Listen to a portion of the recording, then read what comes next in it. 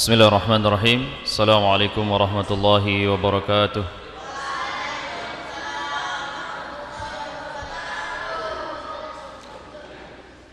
Alhamdulillah, alhamdulillahi rabbil alamin.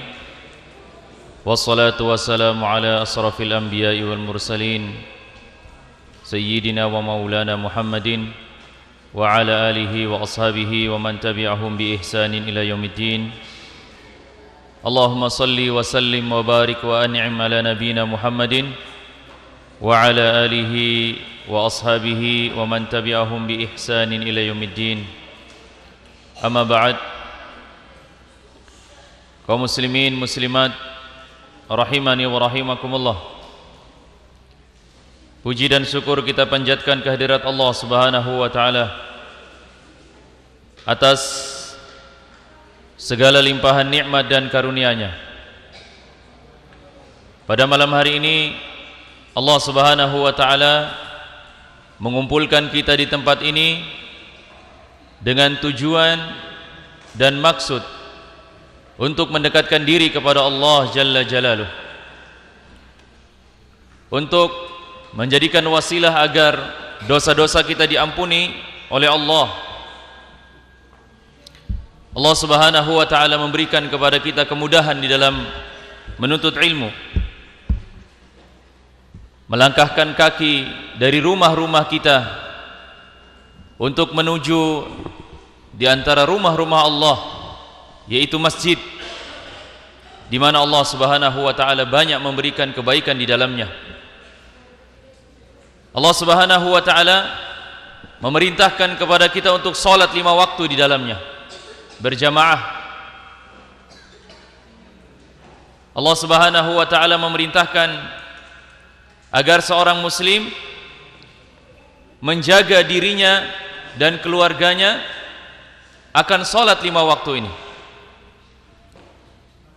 Dan ketahuilah para jemaah sekalian bahwa menuntut ilmu merupakan jalan yang diberikan oleh Allah Subhanahu wa taala kepada setiap orang-orang yang benar-benar sungguh-sungguh menapaki di antara jalan-jalan kemuliaan. Menuntut ilmu merupakan jalan kemuliaan seorang muslim. Lihatlah bagaimana Allah Subhanahu wa taala memuliakan di antara orang-orang yang berilmu.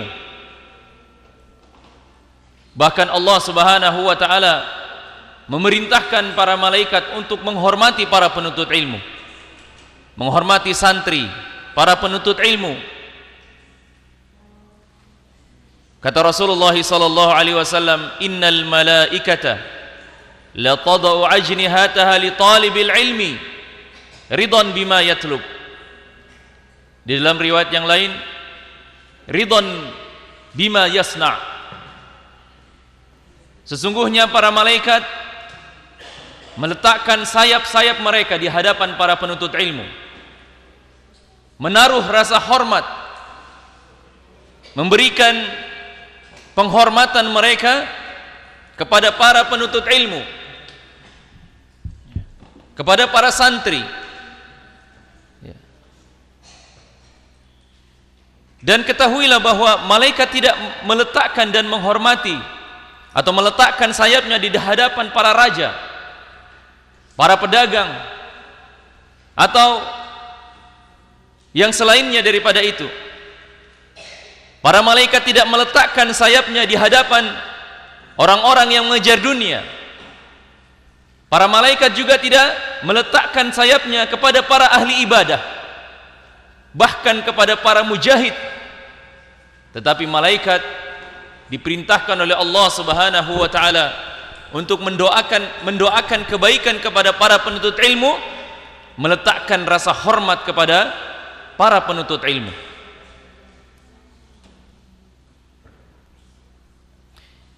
Dan kita harus bangga menjadi para penuntut ilmu, bangga menjadi seorang santri, harus bangga.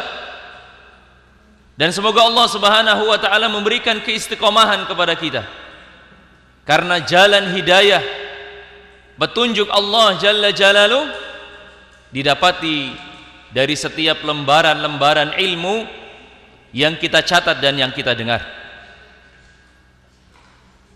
Dan pada malam hari ini jemaah sekalian, kita akan membahas satu materi yang insyaallah sangat penting, yaitu tentang anjuran untuk menjaga salat 5 waktu dengan sungguh-sungguh, kemudian mengimani bahwasannya hukumnya adalah wajib. Di dalam kitab Sahih Targhib wa Tarhib bab yang ke-14 nomor hadis 350 diriwayatkan oleh Ibnu Umar radhiyallahu anhuma dan yang lainnya dari Nabi sallallahu alaihi wasallam. Beliau bersabda, "Bunyal Islamu ala khamsin, syahadati an la ilaha illallah wa anna Muhammadar Rasulullah wa iqami salah wa ita'iz zakah wa shaumi Ramadan wa hajjil bait." Islam dibangun di atas 5 dasar pokok perkara. Yang pertama adalah syahadat, persaksian bahwa tiada ilah yang berhak disembah kecuali Allah dan Muhammad adalah Rasulullah. Kemudian mendirikan salat, membayar zakat, puasa di bulan suci Ramadan, dan haji bagi yang mampu. Diriwayatkan oleh Imam Bukhari dan Muslim dan yang lainnya dari sejumlah sahabat Nabi sallallahu alaihi wasallam. Jemaah sekalian, para ulama sepakat tentang hukum orang-orang yang menganggap salat 5 waktu itu tidak wajib. Ya. Seluruh ulama bersepakat bahwa orang yang menganggap salat 5 waktu itu tidak wajib, dia telah kafir. Dia telah murtad dari agama Islam. Meskipun dia bersedekah, meskipun dia berpuasa di bulan suci Ramadan, meskipun dia setiap tahun haji dan umrah, tapi kalau dia meyakini bahwa salat 5 waktu tidak wajib hukumnya, dia telah murtad. Ya. Jadi orang yang mengatakan salat 5 waktu tidak wajib, maka semua ulama sepakat dia telah keluar dari agama Islam. Ya. Kan ada orang yang kayak begitu jamaah sekalian. Ya. Ada yang memiliki pemahaman bahwa salat 5 waktu itu tidak wajib. Tidak wajib bagi dia, tapi wajib bagi yang lainnya. Ada pemahaman-pemahaman yang menyesatkan seperti itu. Ya. Katanya dia sudah sampai kepada maqam dan kedudukan tertentu sehingga salat tidak wajib bagi dirinya. Ya. Maka para ulama sepakat kepada orang-orang yang seperti ini, mereka telah keluar dari agama Islam meskipun mereka mengakui dirinya Islam. Adapun orang-orang yang tidak sholat karena dia malas, ya, atau karena mungkin dia tersibukkan dengan kesibukan dunia, tapi dia meyakini bahwa sholat 5 waktu tetap wajib, dan dia menganggap dan meyakini berdosa orang yang meninggalkan sholat 5 waktu, maka orang yang seperti ini tidak dihukumi orang yang murtad, tapi dia berdosa karena melakukan dosa yang besar. Baik jemaah sekalian, dari hadis yang pertama, hadis yang ke-350, Rasulullah SAW menyebutkan bahwa Islam dibangun di atas 5 dasar. Yang pertama, ini yang disebut dengan rukun Islam. Yang pertama adalah 2 kalimat syahadat. Ya. Yang kedua, mendirikan salat. Yang ketiga, membayar zakat. Yang keempat, berpuasa di bulan suci Ramadan. Dan yang kelima, haji ke Baitullah bagi yang mampu. Ingat ya, haji ke Baitullah, bukan ke tempat yang lain. Karena sekarang ini banyak sekali, ya, terutama di tanah air kita ini, ya, daripada mahal-mahal katanya pergi ke tanah suci, ada dibuatkan satu tempat di atas puncak gunung, ya, berhaji ke situ. Ya. Na'udzubillahi min dzalik. Padahal haji itu, syariat haji itu dan ritual-ritualnya itu dilakukan di tanah suci, di Mekah.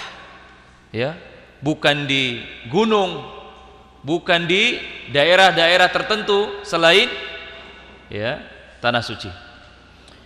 Jemaah sekalian, Rasulullah SAW mengabarkan di dalam hadis yang mulia ini bahwa Islam itu memiliki 5 rukun, dan insya Allah saya yakin semua para jemaah sudah menghafalnya.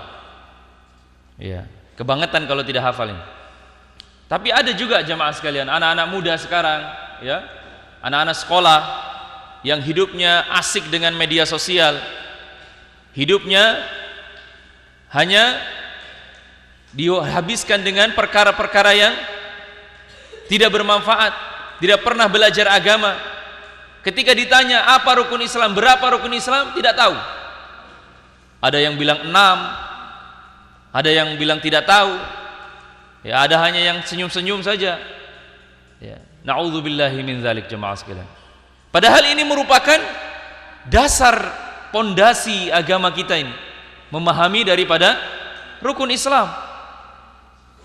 Ya. Di dalam hadis yang mulia ini jemaah sekalian, Rasulullah SAW mengatakan,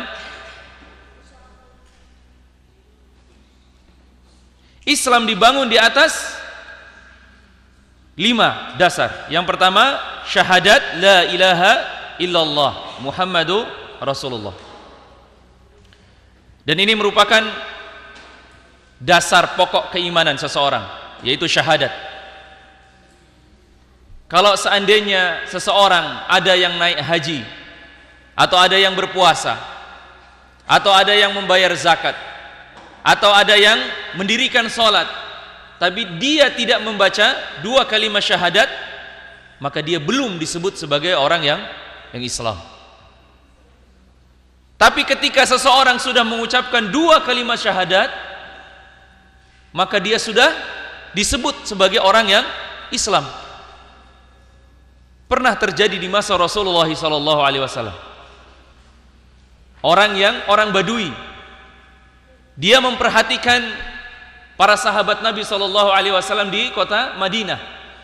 Ketika itu dia memperhatikan mereka, cara ibadahnya, ya. Kemudian dia merasa tertarik. Kemudian dia bertanya kepada para sahabat Nabi, sebenarnya ini agama apa? Kemudian para sahabat menjelaskan bahwa ini adalah agama Islam, agama tauhid yang menyelamatkan manusia dari ya keburukan-keburukan di dunia dan di akhirat, bahwa ada kehidupan setelah kematian, dijelaskan oleh para sahabat Nabi. Kemudian orang Badui ini mengatakan, kalau begitu saya ingin ikut agama kalian. Kata para sahabat Nabi, oh, silahkan, di sana ada Rasulullah SAW, silahkan engkau bersaksi kepada beliau.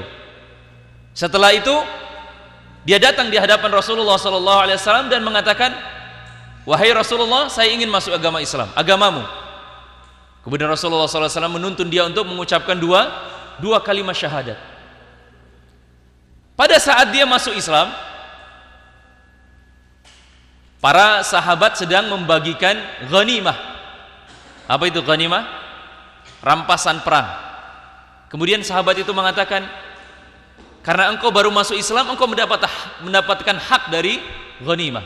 Karena pada saat itu sedang dalam keadaan perang, ya, perang Yarmuk, perang Ahzab, ya, atau yang disebut dengan perang Handaq di Madinah. Tapi kata laki-laki ini, dia mengatakan, saya tidak mau ini, saya tidak mau harta ini. Yang saya inginkan adalah seperti yang diceritakan oleh sahabat-sahabatmu tadi itu, tentang kemuliaan Islam, tentang kebahagiaan yang abadi di akhirat. Kata laki-laki itu mengatakan, saya ingin seperti apa yang diinginkan oleh para sahabatmu itu, yaitu mati di medan pertempuran dan anak panah itu menembus di dada saya di sini, dia bilang. Kemudian kata Rasulullah, kalau begitu pergilah. Ya, disuruh berperang oleh Rasulullah SAW untuk menyerbu benteng orang-orang Yahudi. Ketika perang itu berkecamuk, Maka setelah selesai, para sahabat melihat orang-orang yang syahid, dan di antara orang yang wafat tadi itu adalah laki-laki yang baru masuk Islam. Dan dilihat benar, ya, ada anak panah yang menembus di tempat dia menunjuk. Kemudian kata Rasulullah SAW, kalau kamu ingin melihat ahli syurga yang belum pernah sedikit pun dahinya meletakkan kepalanya untuk sujud, tapi dia sudah masuk surga, maka lihatlah laki-laki ini. Jadi dia belum sholat, belum puasa, belum membayar zakat, belum naik haji. Dia hanya mengucapkan 2 kalimat syahadat, kemudian dia meninggal dunia. Kata Rasulullah, laki-laki ini masuk surga. Ya. Tapi beda dengan sebaliknya, orang yang belum bersyahadat, kemudian dia membayar zakat misalnya, atau naik haji umrah, maka apa yang dia lakukan tidak bermanfaat. Karena dasar dari pokok perkara dari iman seseorang adalah 2 kalimat syahadat. Maka jemaah sekalian, kewajiban kita adalah mempelajari dari 2 kalimat syahadat ini. Dan para jemaah sekalian harus tahu bahwa 2 kalimat syahadat ini memiliki rukun. Syahadat asyhadu an la ilaha illallah memiliki rukun dan syarat. Dan seseorang yang belum memenuhi syarat dan rukun-rukunnya ini belum disebut sebagai orang yang bertauhid, orang yang beriman. Ya. Rukun syahadat ada 2. Ya. Ya, silakan yang mau tulis, silakan tulis. Rukun syahadat ada 2. Yang pertama adalah an-nafyu atau nafi, an-nafi. Artinya meniadakan. Dalam ucapan la ilaha, itu meniadakan segala sesuatu, meniadakan segala sesembahan, meniadakan segala zat yang diibadahi. Kemudian rukun yang kedua adalah al-isbat, penetapan. Jadi 2 rukun dari la ilaha illallah adalah yang pertama an-nafyu, meniadakan, dan al-isbat adalah penetapan. Maka seorang muslim harus memahami ini, memahami apa rukunnya, apa syaratnya, apa yang dapat membatalkan daripada syahadat tersebut. Jangan sampai seorang muslim sudah membaca 2 kalimat syahadat, karena tidak mempelajari daripada syahadat itu sendiri, dia telah melakukan perkara-perkara yang membatalkan dari ucapan 2 kalimat syahadatnya. Maka perlu dipahami bahwa syahadat memiliki 2 rukun. Yang pertama an-nafyu, meniadakan dalam ucapan la ilaha illallah. Kemudian rukun yang kedua adalah al-isbat, yaitu menetapkan, terkandung dalam ucapan illallah, kecuali Allah. Maka disebut tauhid, ya, seorang bertauhid, beriman ketika dia memenuhi 2 syarat ini, menetapkan dan meniadakan dan menetapkan. Kalau ada orang hanya meniadakan saja, meniadakan Tuhan, meniadakan zat yang disembah, maka dia adalah orang-orang yang ateis, tidak percaya Tuhan. Karena dia menganggap tidak ada Tuhan di dunia ini. Kemudian adapun orang yang menetapkan sifat ketuhanan tadi itu, tapi dia tidak menafikan, maka dia adalah musyrik. Dia meyakini ada Tuhan, Allah sebagai Tuhannya dia, tapi dia juga meyakini ada Tuhan-Tuhan lain. Nah, ini makanya musyrik. Maka orang-orang musyrikin dahulu, mereka meyakini bahwa Allah Subhanahu wa ta'ala yang menjadi Tuhan mereka, dan meyakini bahwa yang menciptakan langit dan bumi adalah Allah Subhanahu wa taala. Rabbus samawati wal ard, kata mereka. Tapi di sisi lain dia memiliki tuhan-tuhan yang lain. Maka orang yang menetapkan atau meyakini adanya Tuhan tapi tidak meniadakan sesembahan-sesembahan yang lainnya disebut sebagai orang yang musyrik. Maka jemaah sekalian, la ilaha illallah harus terkandung di dalamnya dua rukun. Yang pertama an-nafyu dan yang kedua adalah al-isbat. Maka kalau ada orang yang mengatakan saya cinta kepada Allah Subhanahu wa taala, tanyakan apakah ada yang lain yang engkau cintai yang sama atau melebihi dari cintamu kepada Allah Jalla Jalaluh? Kalau dia mengatakan ada, wah berarti dia syirik. Tapi kalau dia mengatakan tidak ada yang saya lebih cintai daripada Allah Subhanahu wa taala, maka dia adalah orang yang bertauhid.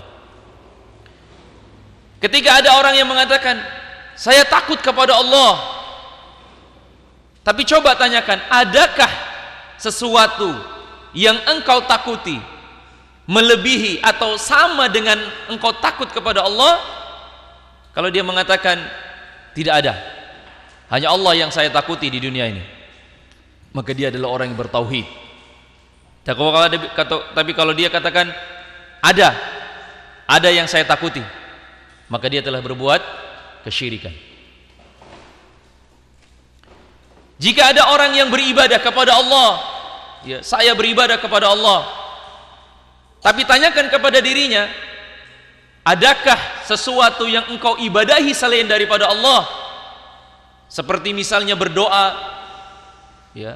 di sisi lain dia berdoa kepada Allah, di sisi lain dia berdoa kepada selain Allah, meminta ke kuburan, meminta kepada orang yang mati,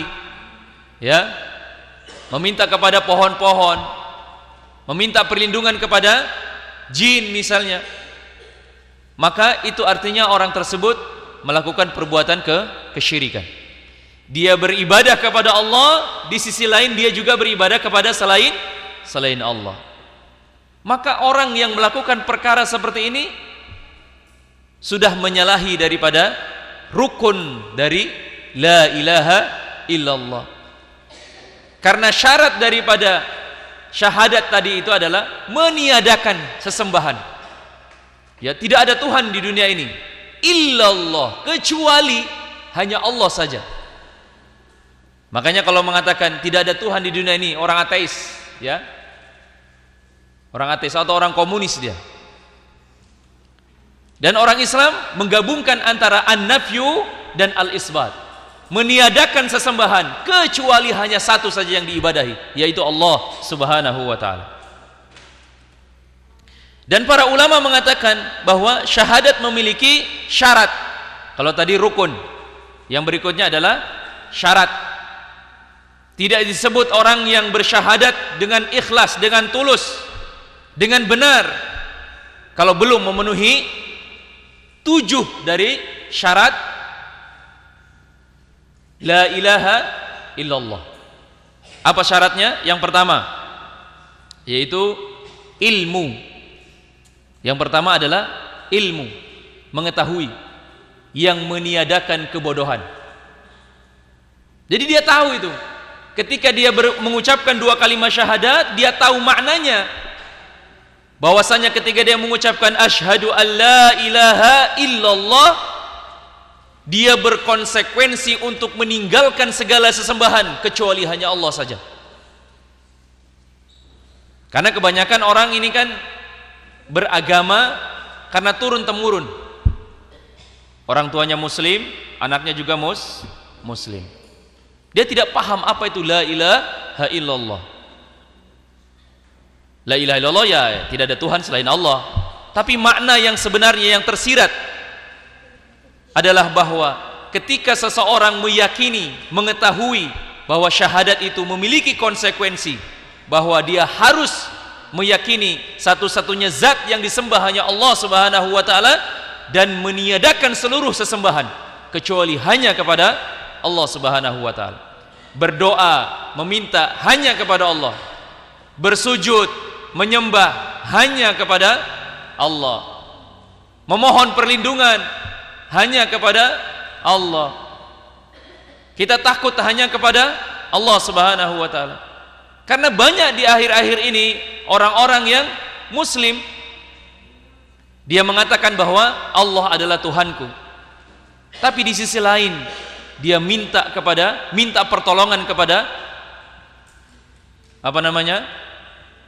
para jin, syaitan, ya. Dia minta ke kuburan seperti itu. Kemudian yang kedua, syarat yang kedua kata para ulama, syarat la ilaha illallah yang kedua adalah yakin, yang meniadakan keraguan. Jadi dia yakin, meyakini bahwa tidak ada satupun zat yang berhak untuk diibadahi kecuali Allah Subhanahu wa taala. Tidak ada. Kita beribadah hanya kepada Allah saja, tidak kepada yang lainnya. Ketika kita bersedekah, kita beribadah kepada Allah bukan untuk dipuji, bukan agar menimbulkan kesombongan, bukan karena ingin disebut sebagai orang yang dermawan. Ketika kita menghafal atau membaca Al-Quran, kita memperbagus bacaan dan hafalan Al-Quran kita, bukan tujuannya untuk menjadi disebut sebagai seorang penghafal Al-Quran, bukan ingin hanya disebut sebagai seorang qari, tapi memang kita membaca dan menghafal Al-Quran itu karena beribadah ikhlas kepada Allah Subhanahu wa taala. Kemudian syarat yang ketiga, al-qabul, yaitu menerima, yang meniadakan penolakan. Jadi menerima segala apa yang diperintahkan dan apa yang dilarang oleh Allah Subhanahu wa taala. Rasulullah sallallahu alaihi wasallam menyebutkan di dalam hadis yang sahih. Apa kata Rasulullah? Wa ma amartukum bihi fa'tu minhu mas tata'tum. Apa saja yang aku perintahkan kepada kalian, kata Rasulullah, maka kerjakan. Wa ma nahaitukum anhu fajtanibu. Apa saja yang saya larang, kata Rasulullah, tinggalkan. Nah itu harus menerima.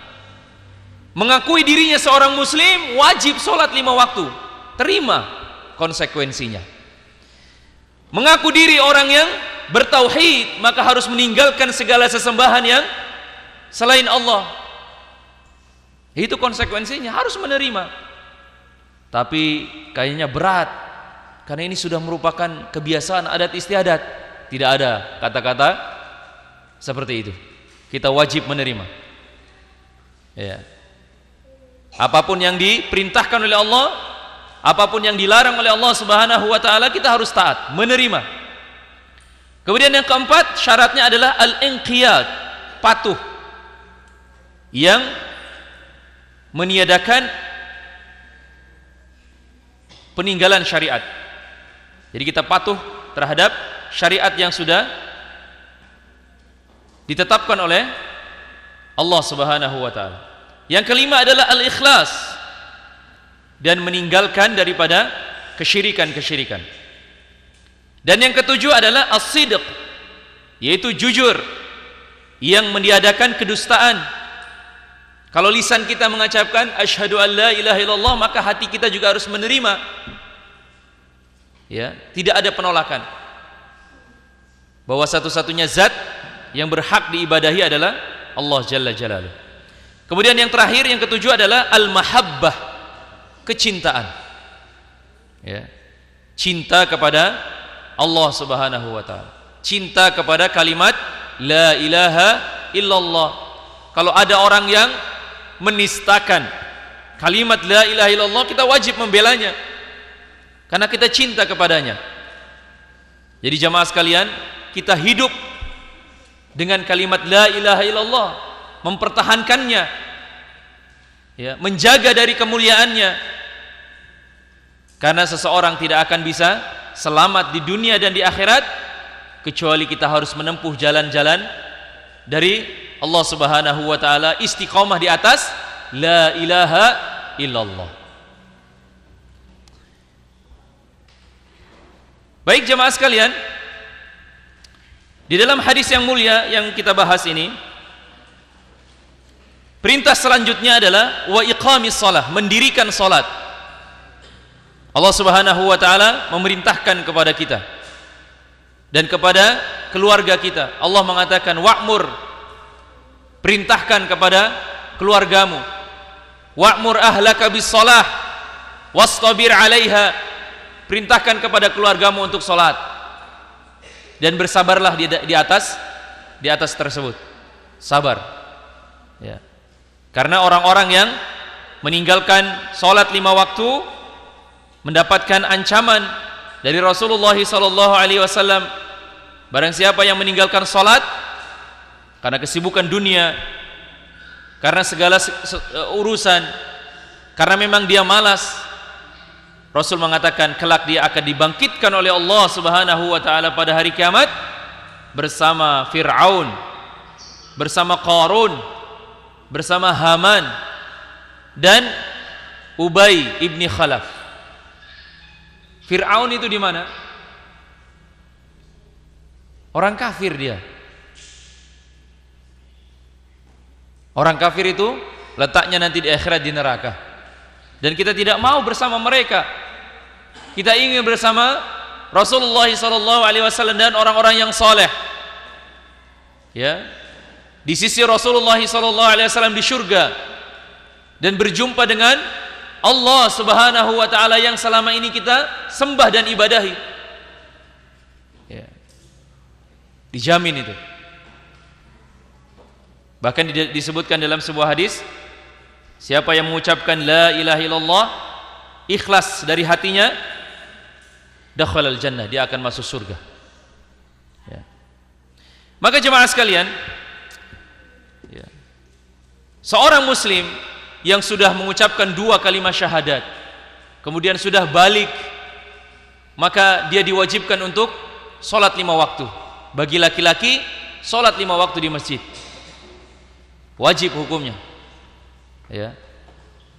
Dan orang-orang yang meninggalkan sholat 5 waktu diancam oleh Rasulullah SAW. Apa kata Rasulullah? Bainar rajul wa baina asyirki wal kufri tarkus shalah. Perbedaan antara orang muslim dan orang musyrik, orang kafir itu ya sholat. Karena kalau kita mau lihat, orang kafir juga mereka beribadah, bersedekah, tapi mereka tidak sholat. Itu yang menjadi pembeda. Makanya pembeda antara orang muslim dan orang yang bukan muslim adalah salat. Faman tarakaha faqad kafar. Barang siapa yang meninggalkan salat 5 waktu, maka dia telah ingkar. Ya. Dan salat juga merupakan tiang daripada agama ini. Apa kata Rasulullah? Ra'sul amril Islam wa amuduhu salat. Pokok perkara di dalam agama yang mulia ini adalah salat. Pokok perkara di dalam agama Islam ini Islam, wa amuduhu, dan tiangnya adalah salat. Ya. Dan masih banyak jemaah sekalian hadis-hadis yang insyaallah akan kita bahas dalam pertemuan yang akan datang tentang anjuran untuk menjaga salat 5 waktu dan ancaman bagi mereka yang meninggalkannya. Dan pada malam hari ini mungkin kita cukupkan sampai di sini. Insyaallah kita akan lanjut pada pertemuan yang akan datang tentang anjuran dan ancaman bagi orang yang meninggalkan salat 5 waktu. Subhanakallahumma wa bihamdik asyhadu an la ilaha illa anta astaghfiruka wa atubu ilaik wa akhiru da'wana anil hamdulillahi rabbil alamin. Assalamualaikum warahmatullahi wabarakatuh.